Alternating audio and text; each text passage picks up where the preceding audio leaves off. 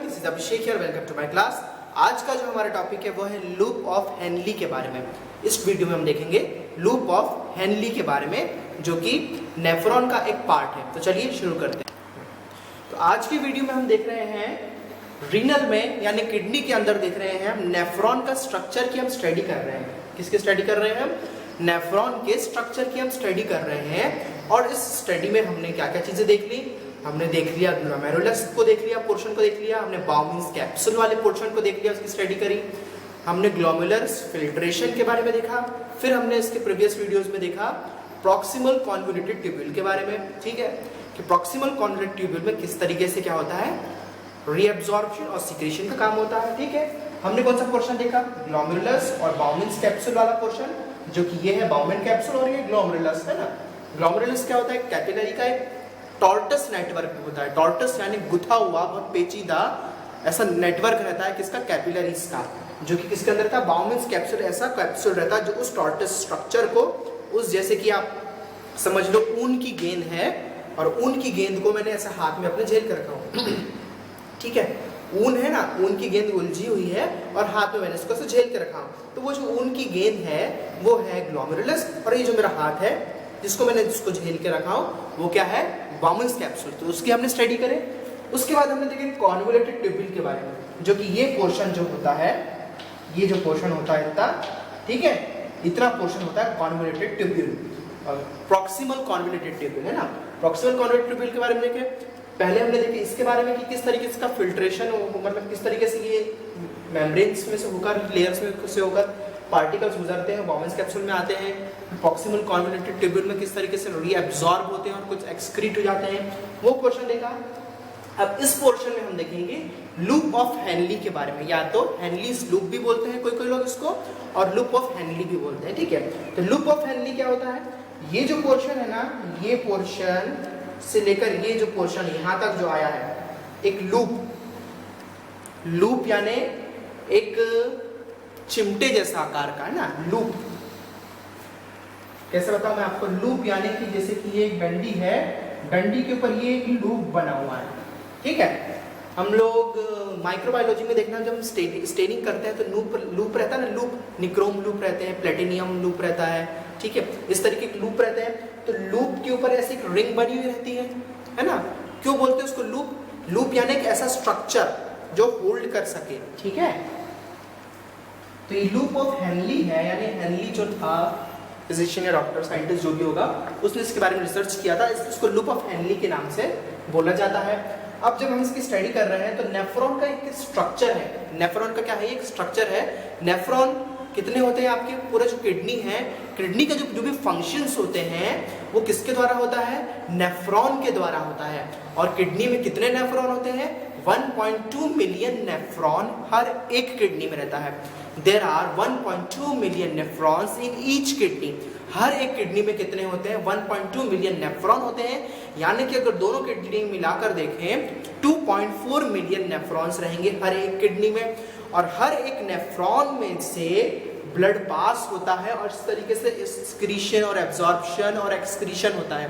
बात समझ में आ रही है? हर एक नेफ्रॉन के अंदर से ब्लड पास हो रहा है।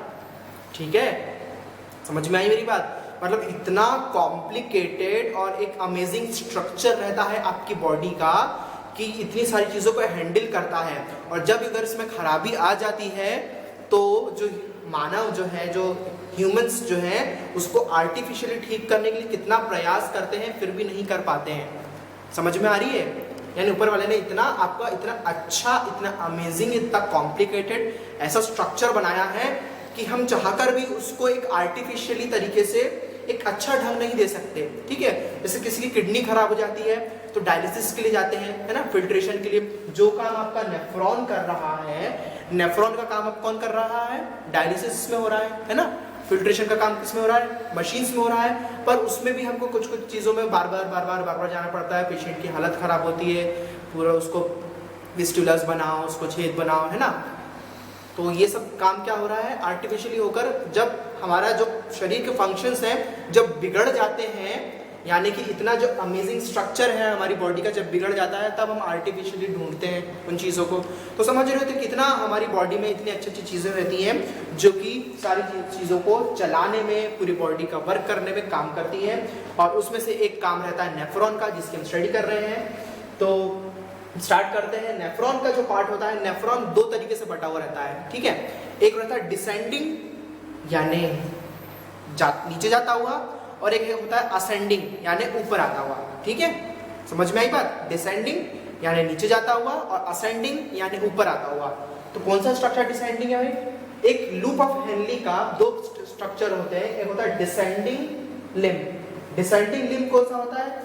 ये वाला जो लिम्ब होता है इसको बोलते हैं डिसेंडिंग लिम्ब, ठीक है, जो नीचे जाता हुआ है ना, आगे जाता हुआ है, ठीक है, आगे जाता हुआ जो स्ट्रक्चर है उसको बोलते हैं डिसेंडिंग। और ये जो डिसेंडिंग लिम्ब होता है ये थिक रहता है। क्या रहता है? इसकी जो लेयर रहती है वो थिक रहती है, और इसकी लेयर्स में जो सेल रहते हैं वो रहते हैं क्यूबाइडल सेल्स। कौन से रहते हैं? Cuboidal epithelium cell. एपिथेलियम तो हर जगह रहेंगे आपके, पर एपिथेलियम में कौन से वाले सेल्स हैं? क्यूबाइडल। क्यूबाइडल किस तरीके से दिखते हैं? आपके क्यूब शेप में, ठीक है, इस तरीके से शेप वाले सेल्स को बोलते हैं क्यूबाइडल सेल्स, ठीक है। तो ऐसे क्यूब शेप्स वाले सेल्स किस स्ट्रक्चर में रहते हैं? इसका जो डिसेंडिंग लिम्फ वाला जो स्ट्रक्चर रहता है उसमें रहते हैं क्यूबाइडल एपिथेलियम सेल्स। अब देखेंगे असेंडिंग। असेंडिंग कौन सा पोर्शन है? असेंडिंग यानी ये ऊपर आते हुए, यानी आगे वाला पोर्शन है ना, ये जो ऊपर जो जा रहा है, यहाँ से नीचे जाकर यहाँ से घूमकर ये जो ऊपर जो स्ट्रक्चर जा रहा है उसको बोलते हैं असेंडिंग लिम्फ। किसका है ये? लूप ऑफ हेनली का स्ट्रक्चर है। ये डिसेंडिंग है जो क्यूबाइडल सेल्स का है, और ये जो असेंडिंग है इसकी लेयर है थिन सेगमेंट्स की, यानी पतले पतले सेगमेंट्स रहते हैं। और कौन सी सेल्स रहती है? स्क्वैमस सेल्स, यानी स्क्वैमस एपिथेलियम लिखा हुआ है यहाँ पे। डिसेंडिंग थिकर रहता है, क्यूबाइडल सेल्स रहते हैं, और जो असेंडिंग रहता है उसके थिन सेगमेंट्स रहते हैं और स्क्वैमस सेल्स रहते हैं। और स्क्वैमस सेल्स यानी फ्लैट सेल्स, फ्लैट, इस तरीके से फ्लैट सेल रहते हैं, ठीक है, इस तरीके से फ्लैट सेल्स रहते हैं, चप्टे चप्टे सेल्स रहते हैं। और कैसा अपीयरेंस रहता है? फ्लैट यानी पतले सेल रहते हैं ना, जैसे फ्लोर पे टाइल्स रहती है ना, किस तरीके से जब फ्लोर रहता है उस पर टाइल्स पतली पतली रहती है ना बिछी हुई, इस तरीके से इसकी पतली लेयर रहती है टाइल्स के जैसा चिपकी हुई, इसलिए इसको बोलते हैं स्क्वैमस सेल, ठीक है। तो हुआ क्लियर? ये जो लूप ऑफ हेनली में जो स्ट्रक्चर है असेंडिंग वाला, उसमें क्यूबाइडल सेल्स रहते हैं, और जो असेंडिंग में रहते हैं उसमें स्क्वैमस सेल्स रहते हैं। इतनी सी भाई इसकी हिस्टोलॉजी है, ठीक है। इसकी हिस्टोलॉजी क्लियर होगी। ज़्यादा इसमें हिस्टोलॉजी है नहीं, इसमें सिर्फ सेल के बारे में दिया है। इसमें भाई क्यूबाइडल सेल्स रहते हैं डिसेंडिंग पार्ट में, और वो थिक रहता है इसकी सेल लेयर, और जो असेंडिंग पार्ट है उसके थिन सेगमेंट्स रहते हैं, और उसमें जो सेल्स रहते हैं उसमें स्क्वैमस सेल्स रहते हैं, और सेंट्रल प्लेस न्यूक्लियस रहता है, यानी बीच में एक न्यूक्लियस और एक न्यूक्लियोटाइड रहता है। इस तरीके से इसकी और एचएनडी इसकी स्टेनिंग करते हैं। इतना सा क्लियर हो गया। अब ज़्यादा इसमें हिस्टोलॉजी है नहीं, इसलिए अब हम जाएंगे इसकी फिजियोलॉजी में, ठीक है। क्या जाएंगे हम इसकी? अब इसकी हम फिजियोलॉजी जानेंगे। मैंने आपको इसको हिस्टोलॉजी बता दिया कि इसकी हिस्टोलॉजी इतनी सी है। अब थोड़ी सी हम इसकी फिजियोलॉजी डिस्कस कर लेते हैं ताकि थोड़ा सा इंटरेस्टिंग बन जाए टॉपिक, ठीक है। तो ये डिस्कस करने के पहले हम ये चीज़ देखेंगे। भाई यहाँ पे मैंने कुछ वो लिखा हूँ, यहाँ पे कुछ नंबर्स लिखे हैं, डिजिट्स लिखे हैं। क्या लिखे हैं? ये है मिलीमोल्स ऑफ ऑस्मोलैरिटी, है ना। मिलीमोल्स क्या है? मिलीमोल्स ऑफ ऑस्मोलैरिटी, ठीक है। ऑस्मोलैरिटी क्या है? ये मिलीमोल्स है, ठीक है। तो ये कितना है? 300 मिलीमोल्स है। कितना है ये? 300 मिलीमोल्स, यानी कि इसकी ऑस्मोलैरिटी देख रहे हैं हम। अब ऑस्मोलैरिटी क्या होता है? दो टर्म होते हैं, एक होता है ऑस्मोलैरिटी होता है, और एक होता है ऑस्मोलैलिटी। क्या होता है? एक होता है ऑस्मोलैरिटी और एक होता है ऑस्मोलैलिटी, यानी लैलिटी, LALITY, लैलिटी। तो हम देख रहे हैं ऑस्मोलैलिटी के बारे में। तो अब ऑस्मोलैलिटी होता क्या है, ठीक है। तो ऑस्मोलैलिटी क्या है? LALITY, लैलिटी। अब ऑस्मोलैलिटी में क्या होता है? ऑस्मोलैलिटी यानी कि it's a measurement of particles present in fluid. Simple सा सेंटेंस है ये इसका मेजरमेंट है, यानी कि कोई भी पार्टिकल्स जो फ्लूइड में प्रेजेंट रहते हैं उसका ये मेजरमेंट है, ठीक है। ऑस्मोलैलिटी क्या है में क्या आता है? ऑस्मोलैलिटी से हम क्या निकालते हैं? एक मेजरमेंट है एक प्रकार का, ऐसा मेजरमेंट है जिसको हम मेजरमेंट करते हैं मिली मोल्स में करते हैं। किसमें करते हैं हम? मिली मोल्स में हम इसका मेजरमेंट करते हैं। और जो फ्लूइड्स में जो पार्टिकल्स प्रेजेंट रहते हैं उसका मेजरमेंट करता है ये। समझ में आ रही है मेरी बात? फ्लूइड के अंदर यानी जो लिक्विड है, यानी कि फॉर एग्जांपल पानी है, पानी के अंदर आपने 4 पत्थर फेंक दिए, ठीक है, 1 लीटर पानी में आपने 4 पत्थर फेंक दिए, तो पानी के अंदर जो 4 पत्थर हैं उनका मेजरमेंट है ये। बात समझ में आ रही है? बहुत ही आपको इजी वे में बता रहा हूं मैं आपको कि पानी में 4 पत्थर फेंका आपने, तो उस लिक्विड में यानी उस पानी में जो 4 पत्थर हैं यानी वो जो 4 पार्टिकल्स है उनका मेजरमेंट जो होता है किस तरीके से निकालते हैं हम? ऑस्मोलैलिटी से हम उसका मेजरमेंट निकालते हैं कि भाई ये 1 लीटर पानी है, 1 लीटर में क्या है? 4 पार्टिकल्स ऑफ स्टोन है ना। तो उस तरीके से अब हम स्टोन को हटाकर यहाँ पे ऑस्मोलैलिटी देख रहे हैं, यानी कि यहाँ पे 300 मिलीमोल्स की क्या है यहाँ पे ऑस्मोलैलिटी है, यानी 300 मिलीमोल्स क्या है यहाँ पर पार्टिकल्स प्रेजेंट रहते हैं। बात समझ में आ रही है मेरी? यानी यहाँ पे क्या है? ग्लोमेरुलस से लेकर पूरा नेफ्रॉन में क्या है? पूरा फ्लूइड ही फ्लूइड है जो आपकी बॉडी से क्या हो रहा है? ग्लोमेरुलस से एक्सक्रीट होकर पूरा निकल रहा है, बह रहा है, पूरा आपका कॉन्वोल्यूट ट्यूब्यूल्स में, इनकी पूरी ट्यूब्स में बह रहा है। उसमें क्या है? H2 है। H2O के अंदर यानी वाटर के अंदर जितने भी पार्टिकल्स हैं तो हर जगह पे अलग अलग ऑस्मोलैलिटी है, यानी कि हर जगह पे ऑस्मोलैलिटी का प्रेशर है। हर जगह पे जितनी ज्यादा ऑस्मोलैलिटी रहेगी यानी जितनी ज्यादा ऑस्मोलैलिटी से क्या होगा उतने ज्यादा क्या होंगे? पार्टिकल्स एब्जॉर्ब होंगे। जितनी कम ऑस्मोलैलिटी रहेगी उतने कम पार्टिकल्स एब्जॉर्ब होंगे, ठीक है। अब इधर आओ, ऑस्मोलैलिटी क्या है? 3 प्रकार की ऑस्मोलैलिटी होती है। एक होती है हाइपरटोनिक। हाइपरटोनिक में क्या होता है? सॉल्यूट का लेवल ज्यादा रहता है और सॉल्यूशन का लेवल कम रहता है। अब हाइपरटोनिक, टोनिक यानी समझ लो आपका सॉल्यूशन यानी वाटर, टोनिक यानी वाटर, हाइपरटोनिक, ठीक है। अब हाइपरटोनिक में क्या होगा कि सॉल्यूट ज्यादा रहेगा, यानी जो लेवल है जो फ्लूइड में से सॉल्यूट का लेवल ज्यादा रहेगा, यानी सॉल्यूट क्या होगा ये आपके सोडियम, पोटेशियम है ना, क्लोराइड, इस तरीके क्या है जो सॉल्यूट है, सोडियम और क्लोराइड जैसे जो सॉल्यूट्स हैं उनका लेवल हाइपरटोनिक में क्या रहेगा? ज्यादा रहेगा। और जो सॉल्यूशन है यानी जो लेवल है वाटर का वो कम रहेगा, है ना। तो यानी जितनी ज्यादा हाइपरटोनिक रहेगा यानी जितने ज्यादा इसका लेवल रहेगा, जितने ज्यादा इसकी काउंटिंग रहेगी उतने ज्यादा क्या रहेंगे? इतने ज्यादा आपके सॉल्यूट्स रहेंगे, यानी उतने ज्यादा उसमें उस एरिया में पार्टिकल्स रहेंगे और उतना ही कम वाटर रहेगा। और एक होता है हाइपोटोनिक। हाइपोटोनिक में क्या रहता है? सॉल्यूट कम रहता है, यानी कि जो आपके एलिमेंट्स हैं, एलिमेंट्स यानी कम रहेंगे और वाटर का लेवल ज्यादा रहेगा, ठीक है। इस कंडीशन में क्या होगा? जो सॉल्यूट्स है, जो पार्टिकल्स है वो कम रहेंगे और वाटर का लेवल ज्यादा रहेगा। और अब एक होता है आइसोटोनिक। आइसोटोनिक क्या है? इक्वल है, यानी वाटर भी उतना ही रहेगा और सॉल्यूट्स भी जो है, पार्टिकल्स भी हैं, उनका मेजरमेंट और वाटर का मेजरमेंट दोनों का सेम रहेगा, यानी both solute and solvent are equal. जो सॉल्यूट है और सॉल्वेंट यानी जो भी सोल्यूशन है वो क्या रहेंगे? दोनों इक्वल रहेंगे। बात समझ में आ रही है मेरी? हम ऑस्मोलैलिटी देख रहे हैं। ऑस्मोलैलिटी लोगों को समझ में नहीं आता है एकदम से, इसलिए मैं थोड़ा इस चीज को खींच रहा हूँ। बात समझ में आ रही है? ऑस्मोलैलिटी से क्या देखते हैं हम कि पार्टिकल्स कितने प्रेजेंट है फ्लूइड में यानी किस मेजरमेंट, जो मेजरमेंट करते हैं ना पार्टिकल्स का, यानी फ्लूइड में कितना पार्टिकल्स प्रेजेंट है उसका हम मेजरमेंट करते हैं एलिमेंट्स का।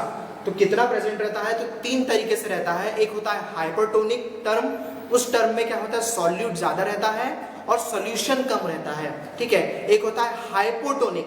हाइपोटोनिक में क्या रहता है? सॉल्यूट कम रहता है और सॉल्यूशन ज्यादा रहता है, ठीक है। एक होता है आइसोटोनिक। आइसोटोनिक में सॉल्यूट और सॉल्यूशन दोनों सेम रहते हैं, ठीक है। इतनी बात क्लियर हो गई। अब हम आगे बढ़ते हैं, ठीक है। मुझे लग रहा है कि शायद मैंने आपको अच्छे से बता दिया है। अब इसको आगे बढ़ते हैं। किसको अगर नहीं समझ में आया तो आप प्लीज आप कमेंट करके मुझे बता देना कि सर ऑस्मोलैलिटी हमको समझ में नहीं आया है, फिर से बताओ, ठीक है। अब देख रहे हैं हम यहाँ पे इसका जो प्रेशर है यानी ऑस्मोलैलिटी यानी 300 मिलीमोल्स पार्टिकल जो है इस जगह पे क्या रहते हैं? एब्जॉर्ब हो जाते हैं, ठीक है। 300 मिलीमोल पार्टिकल इस जगह पे एब्जॉर्ब होते हैं। 300 मिलीमोल कितना है ऑस्मोलैलिटी? बाउमन्स कैप्सूल की भी ऑस्मोलैलिटी क्या है? 300 मिलीमोल्स है, ठीक है। उसके बाद जो प्रॉक्सिमल कॉन्ड्रिलेटेड ट्यूब्यूल है उसकी भी ऑस्मोलैलिटी कितनी है? 300 मिलीमोल्स है। उसके बाद ठीक है, तो इसकी क्या है ऑस्मोलैलिटी? इतने पोर्शन की 300 मिलीमोल्स है, ठीक है। अब इधर आओ, ठीक है। ब्लड में कितना प्रेजेंट है पार्टिकल्स? ब्लड में प्रेजेंट है सोडियम प्रेजेंट है, सोडियम और जो वाटर है यानी H2O 65% इक्वल यानी इतना प्रेजेंट रहता ही है। ब्लड में कितना प्रेजेंट रहता है सोडियम और वाटर? 65% कितना प्रेजेंट रहता है? यहाँ से रीएब्सॉर्ब होके जब वो कैपिल ब्लड में आता है तो 65% इधर आता है। जब कॉन्वोल्यूटेड ट्यूब्यूल से कैपिलरी में चीजें आती है इसको बोलते हैं ट्यूबुलर रीएब्सॉर्प्शन, जो मैं आपको पहले बता चुका हूं। और जब चीजें कैपिलरी से या ब्लड वेसल से जाती है कॉन्वोल्यूटेड ट्यूब्यूल में तो इसको बोलते हैं ट्यूबुलर सिक्रीशन, ठीक है। बात समझ में आई? ये क्या है? Tubular, T for tubular, S for secretion. ये क्या है? T फॉर ट्यूबुलर और R फॉर रीएब्सॉर्प्शन। तो जब चीजें कॉन्वोल्यूटेड ट्यूब्यूल या बाउमन कैप्सूल वाले जो पूरा पोर्शन है वहां से रीएब्सॉर्ब होकर कहां आएगी? कैपिलरी में आएगी, उसको बोलेंगे ट्यूबुलर रीएब्सॉर्प्शन। क्योंकि यहाँ पे जो चीजें आई हैं उसको आपकी ब्लड स्ट्रीम्स क्या कर रही है? रीएब्सॉर्ब कर ले रही है, यानी वापस उन एलिमेंट्स को अपने अंदर ले रही है। क्या कर रही है? फिर से सोख ले रही है, इसलिए इसको बोलते हैं रीएब्सॉर्प्शन। और कैपिलरीज से जब पार्टिकल कैपिलरी से निकल के कॉन्वोल्यूटेड ट्यूब्यूल्स में जाते हैं तब इस टर्म को बोलते हैं ट्यूबुलर सिक्रीशन, क्योंकि यहाँ पे रीएब्सॉर्प्शन नहीं हो रहा है कि क्या कर रहे हैं? सिक्रीट कर रहे हैं, यानी अपने अंदर से चीजों को बाहर निकाल रहे हैं, ठीक है। यहाँ पे क्या हो रहा है? यहाँ पे चीजें क्या हो रही है? यहाँ से कैपिलरीज में रीएब्सॉर्ब हो रही है और यहाँ से कैपिलरीज से बाहर जा रही है। तो एक हो गया टर्म ट्यूबुलर सिक्रीशन और एक हो गया ट्यूबुलर रीएब्सॉर्प्शन, ठीक है। तो ये चीजें हमने इस वीडियो में डिस्कस करी। इस वीडियो में क्या देखा? इस वीडियो में हमने देखा लूप ऑफ हेनेल के बारे में। इसके दो पार्ट रहते हैं। इसकी थोड़ी सी हिस्टोलॉजी देखी हमने कि जो लूप ऑफ हेनेल का डिसेंडिंग पार्ट रहता है उसमें क्यूबाइडल सेल्स रहते हैं और जो असेंडिंग पार्ट यानी ये वाला पार्ट रहता है उसमें स्क्वैमस सेल्स रहते हैं, ठीक है। ये थोड़ा थिन रहता है, कौन सा पार्ट? जो असेंडिंग पार्ट थिन रहता है और जो डिसेंडिंग पार्ट वो थोड़ा थिक रहता है, ठीक है। ऑस्मोलैलिटी के बारे में देखा। ऑस्मोलैलिटी के बारे में इसलिए हमने थोड़ा ज्यादा खींचा क्योंकि जब तक आप ऑस्मोलैलिटी ही नहीं समझ पाओगे तो आपको ये पूरा वीडियो जो है समझ में नहीं आने वाला, ठीक है। इसलिए हमने ऑस्मोलैलिटी के बारे में ज्यादा अच्छे से डिस्कस किया कि ऑस्मोलैलिटी क्या है भाई। जो मेजरमेंट है, measurement of particles present in fluid medium. In fluid medium में जो पार्टिकल्स प्रेजेंट है उनके मेजरमेंट को ही ऑस्मोलैलिटी कहते हैं। और उसको हम जो यूनिट है जो नापते हैं उसको हम नापते हैं मिलीमोल्स में से नापते हैं, यानी MOSM मिलीमोल्स के नाम से हम इसको नापते हैं। तो कितनी होती है? ग्लोमेरुलस की 300 होती है, बाउमन्स कैप्सूल की भी 300 होती है, प्रॉक्सिमल कॉन्वोल्यूटेड ट्यूब्यूल की भी 300 होती है। क्या? ऑस्मोलैलिटी, ठीक है। मिलीमोल्स इसकी इतनी यानी पार्टिकल्स प्रेजेंट रहने की इसकी ऑस्मोलैलिटी रहती है। तीन टर्म हमने इस वीडियो में देखे कि हाइपरटोनिक में जब बढ़ जाता है सॉल्यूट और सॉल्यूशन कम हो जाता है, हाइपोटोनिक में सॉल्यूट कम हो जाता है और सॉल्यूशन बढ़ जाता है, ठीक है। इसमें क्या होता है? आइसोटोनिक में बोथ सॉल्यूट और सॉल्वेंट दोनों इक्वल रहते हैं। इस वीडियो में हमने इस बारे में देखा। अब नेक्स्ट वीडियो में हम देखेंगे ये जो सारी चीजें हैं, जो भी आपके एलिमेंट्स कैसे रीअब्सॉर्ब हो रहे हैं और किस तरीके से वाटर इसमें से पास होता है, सारी चीजों के बारे में हम नेक्स्ट वीडियो में डिस्कस करेंगे।